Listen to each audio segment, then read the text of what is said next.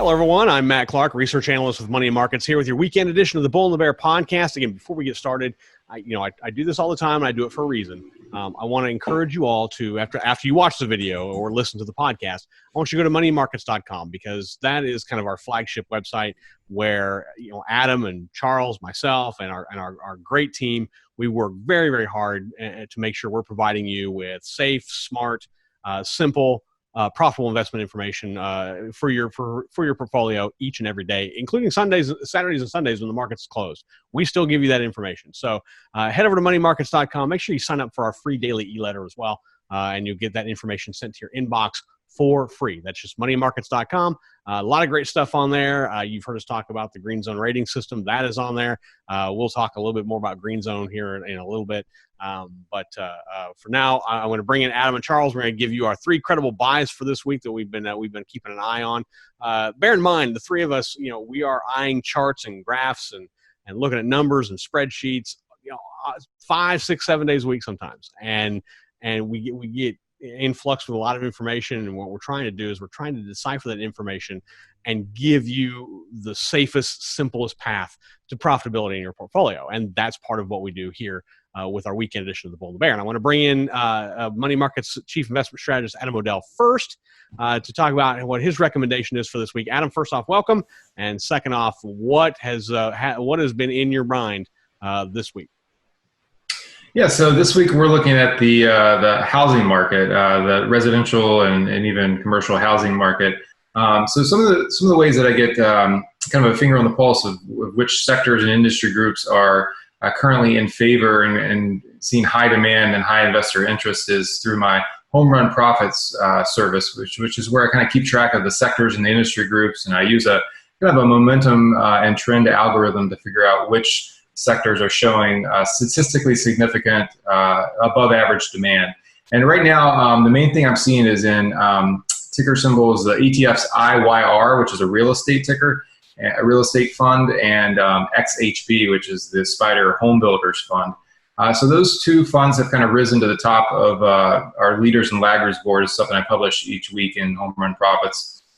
And so as those rose to the top of the Leaders and Laggards board, I downloaded the individual holdings within those two ETFs, looking for ones that rate very highly on our 6-factor Green Zone model.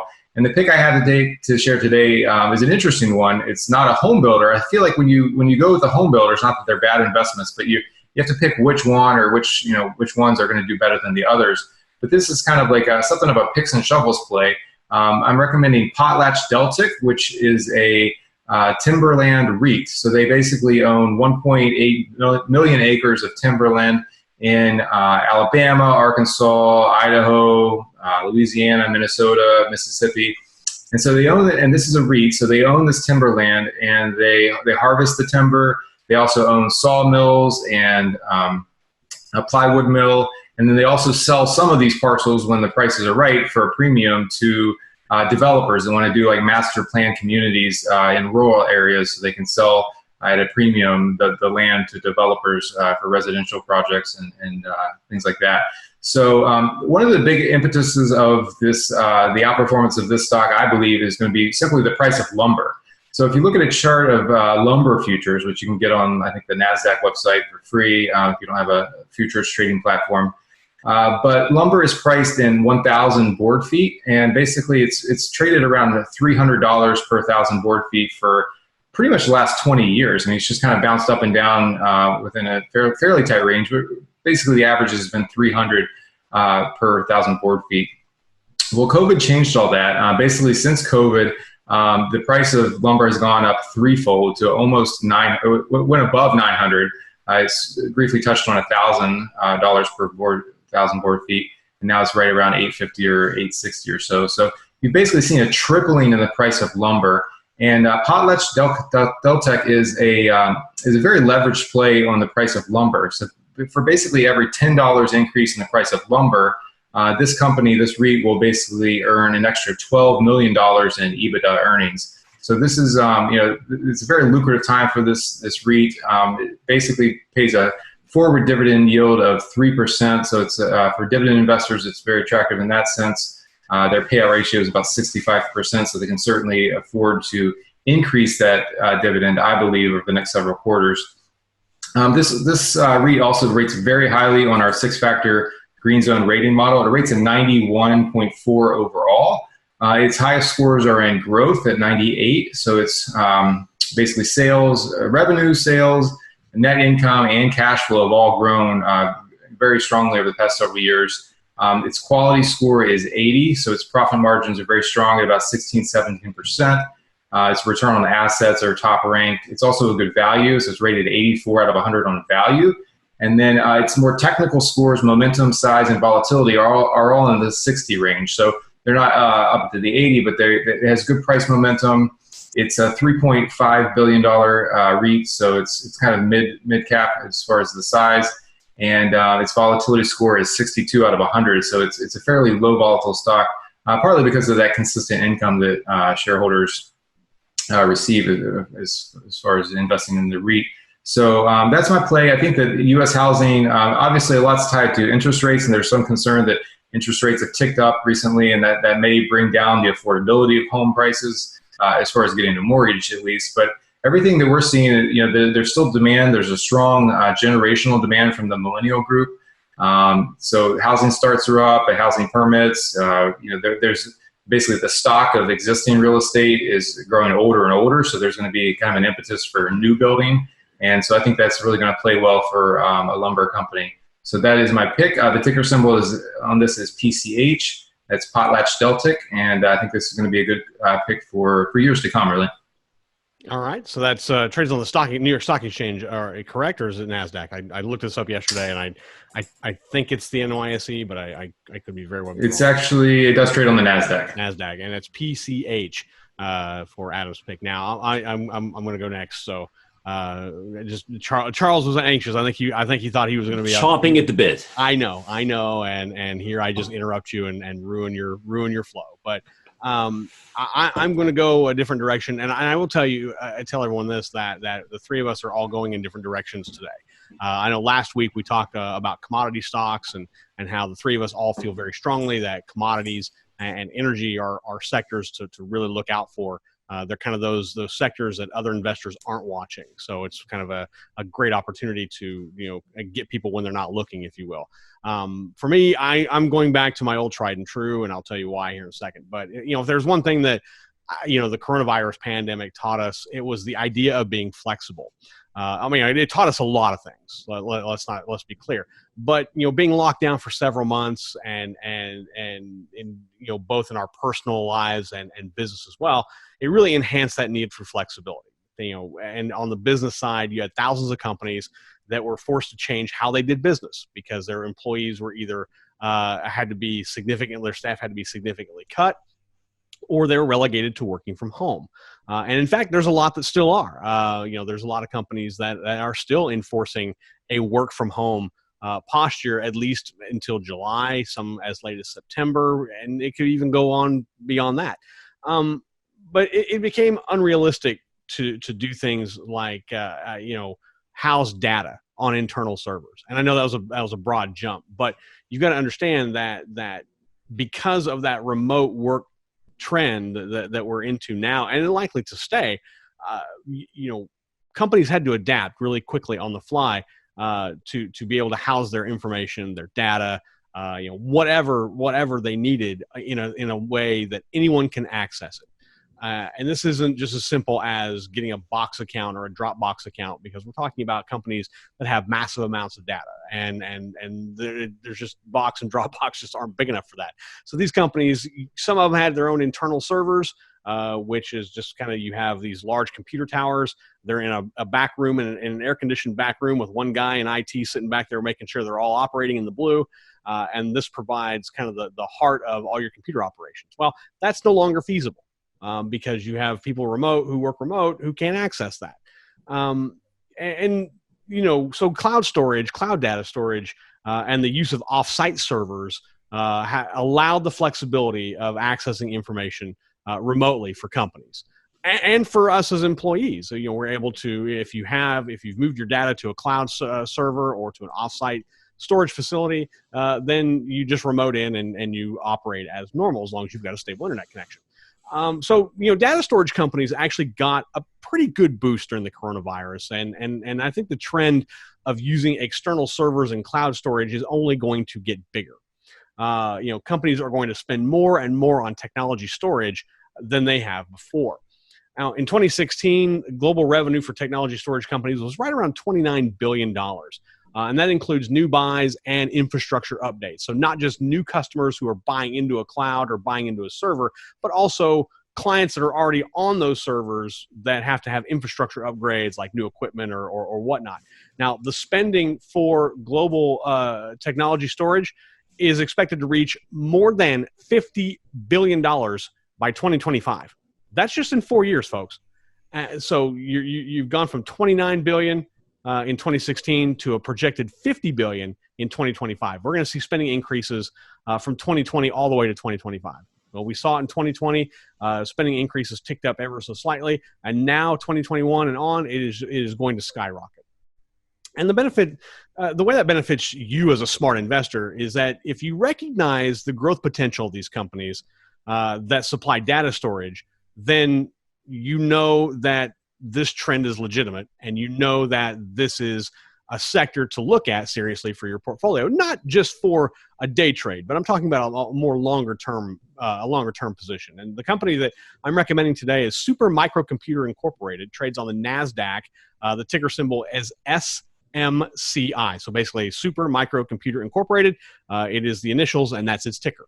The company develops and manufactures high-performance server and data storage products. This includes server blades, workstations, networking devices, server management software, a lot of things that, unless you're in IT, can be very difficult to understand, but they're all very integral parts of data storage, cloud servers, offsite cloud storage, all these types of things.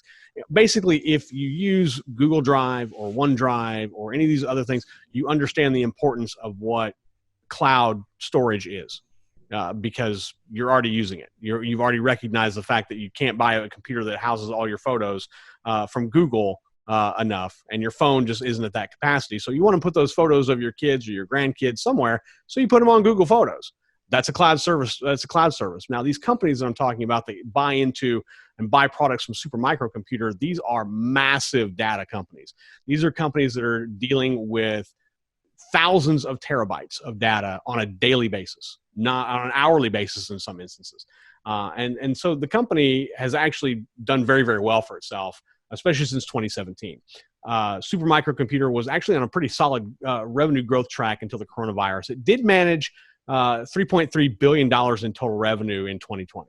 That was down from about $3.5 billion in 2019. But now the total revenue is projected to inch up in 2021 and really take off in 2022 and 2023. By 2023, SMCI's total revenue projection is around $4 billion. That's a 21% increase in just 3 years. So we're seeing a big spend in cloud storage, global cloud storage. We've got Super Microcomputer that is growing its revenue on an exponential basis. And they're on a very solid, strong trajectory. Now, if you back off of that and look at their net income, despite a drop in revenue in 2020, the company was actually able to increase its net income during the year. They went from $71.9 million in revenue in 2019 to $84.3 million in 2020. So they actually saw a reduction in total income, but an increase in net income. Their total projected revenue is expected to hit nearly $200 million by 2023. That's a 333% rise from its net income of $46.1 million in 2018. Excuse me. And so it's another remarkable rise for this company. Now, if you look at SMCI stock chart, it hit a low of around $16 per share back in March of 2020 to the coronavirus crash. It reached more than $32 a share in June, pared back the gains, and hit a low of around $22 back in October, and then it started to take off again. Now it's at more than around $38 a share. It's a 139% positive bounce off the March 2020 lows. And then what's even more telling to me is that this stock weathered the sector rotation out of tech. It's done very well. It's actually gained out of the sector rotation out of tech as investors are moving more into other more beaten up sectors and away and taking profits from their tech buys. the 94% gain in stock price over the last 12 months is more than the 84% gain that the broader tech sector has seen in the same time. Of course, I always look at Adam's 6-factor green zone ranking system. Supermicro Computer rates a 90 overall as of today. That means only 10% of all other stocks rank higher. It ranks an 89 on value. It's got great price-to ratios that all fall well below the rest of the tech sector, which means it's not as overpriced as other tech stocks have become. SMCI ranks an 86 on quality. It's got great returns on asset, equity, and investment. They're all positive, which the tech sector broader-wise cannot say. And their SMCI's return on percentages are actually higher than tech across the board. The company ranks a 70 on growth. It's got a 3-year annual sales growth rate of around 10.3%.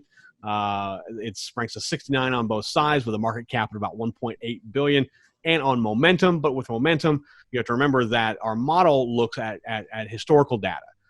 So if you remember looking at the chart, or if you go on and look at the chart for SMCI, you're going to see some sideways trading. And again, we talked about that before.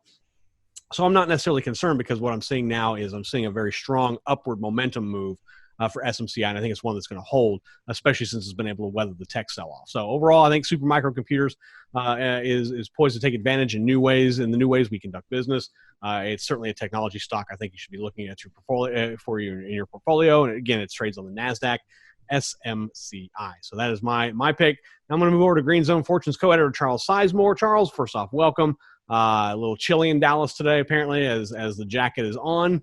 It's almost like a daily guessing game to figure out what Charles is going to wear. It's become kind of a game for us. Okay. Good to know that my wardrobe is something that keeps you up at night. It doesn't keep me up at night. It's just something that I spend about 2 seconds on thinking about. It's like, is Charles going to wear a Patagonia jacket today or not? This seems and then I move on. Like royal family gossip columns, or did you see what the prince was wearing? What was he thinking? If you don't see paparazzi outside your office there in Dallas, then I live with the paparazzi. I'm used to it. I understand. It's a constant thing.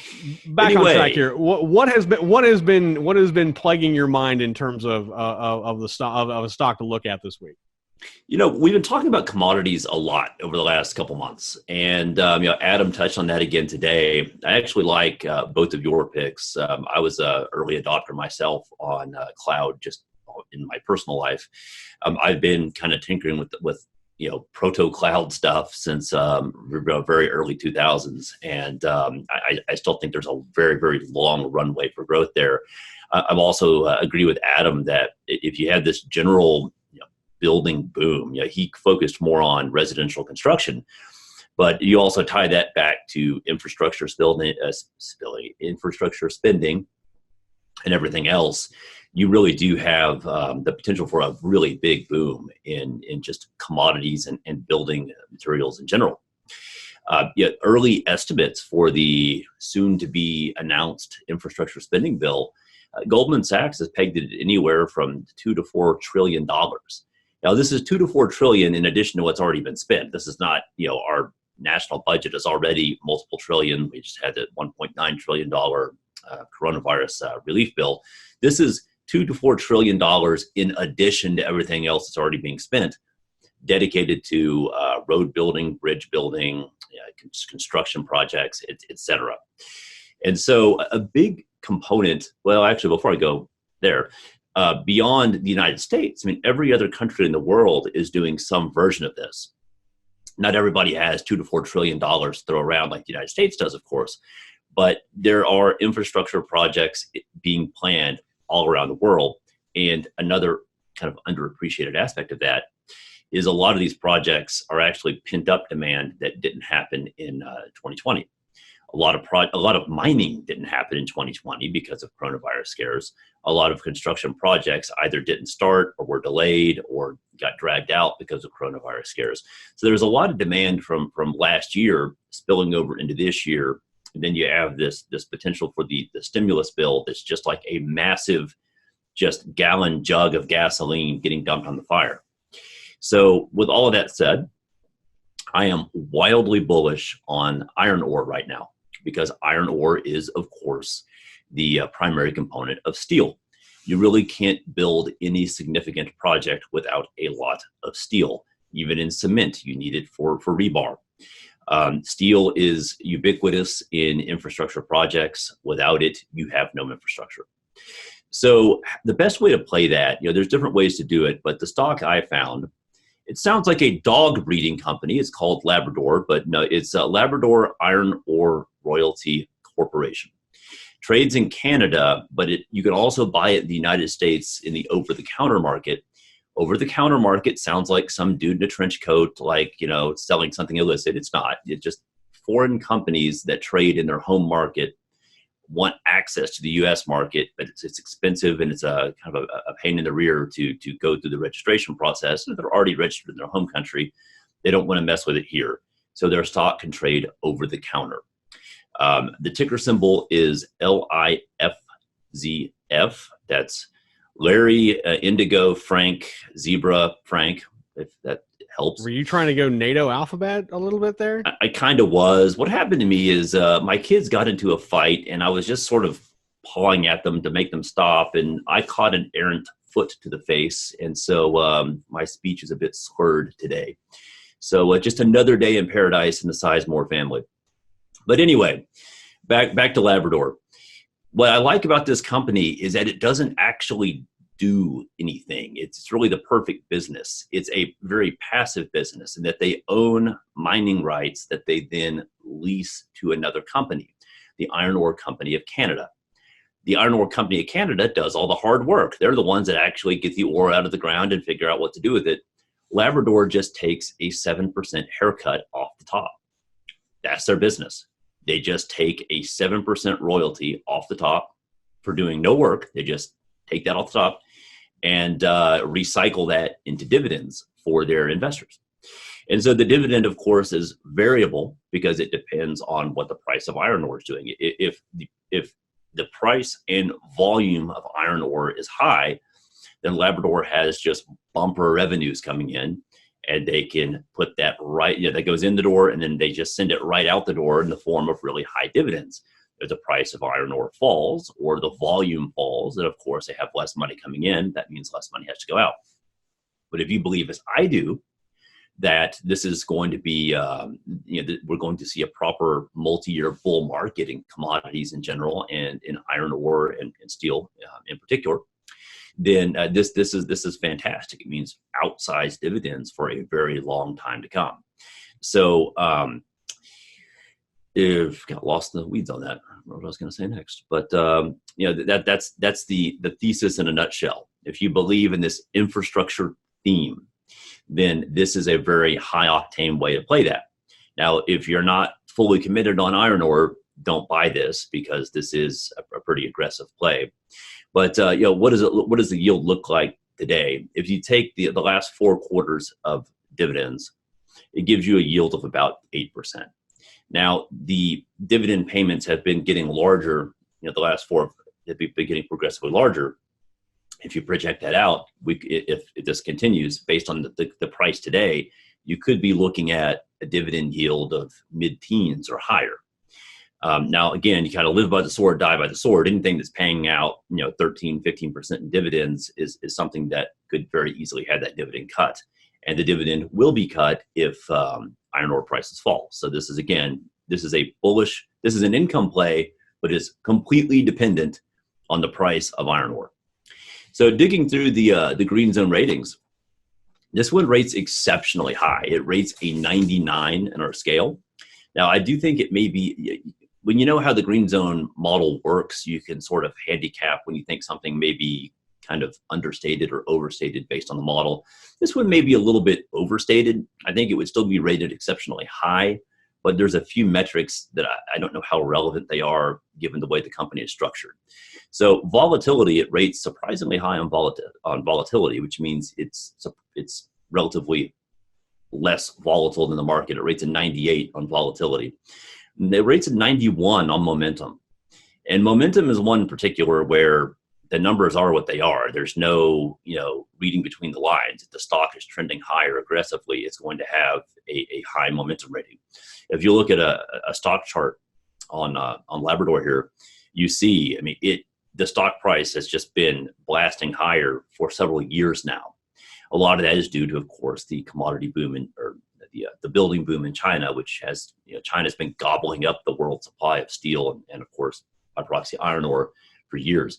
There was a huge dip in the share price in 2020. Of course, there was a dip in virtually everything in 2020, but the stock has bounced right back and has continued its trend higher.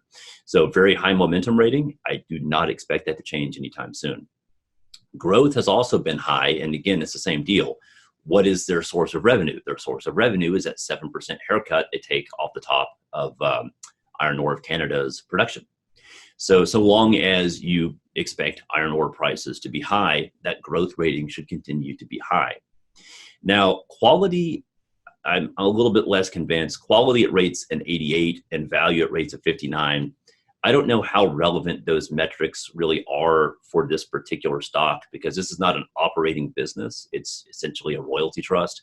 So I would take those two ratings with a degree of a grain of salt. And then finally, size at rates of 69 based on size. That's not bad. That's sort of mid-cap territory.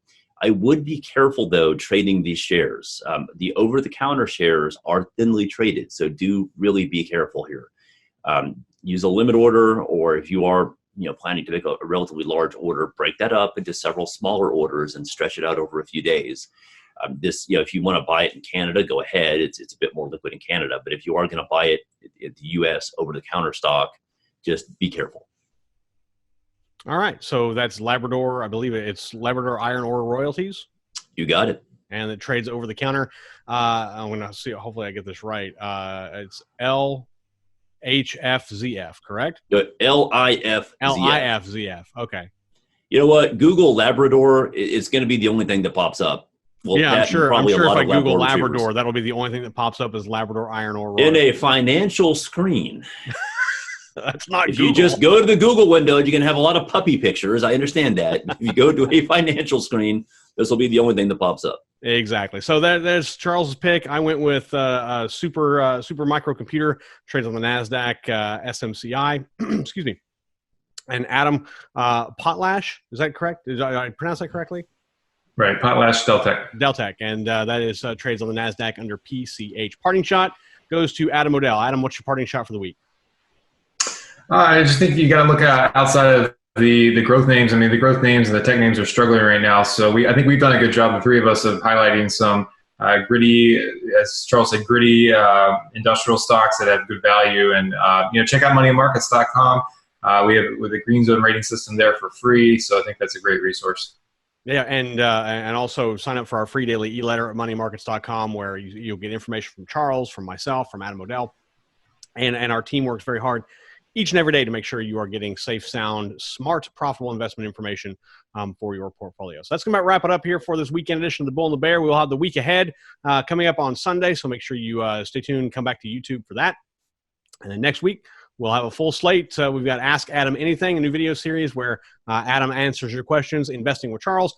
Charles is going to take on some different looks at the stock market in his video series. Plus, I've got the marijuana market update the week ahead and the Bull and the Bear podcast. Plus, we got other stuff working too. So make sure you are checking out our YouTube channel, youtube.com. Just search Money and Markets. Click the goal of the green Bull and Bear, and make sure you hit that bell, that notification bell. Make sure you get notified each and every time we post a new video. So for Charles Sizemore, co-editor of Green Zone Fortunes and chief investment strategist Adam Odell, I am Money Markets research analyst Matt Clark. Until next time, everyone, safe trading.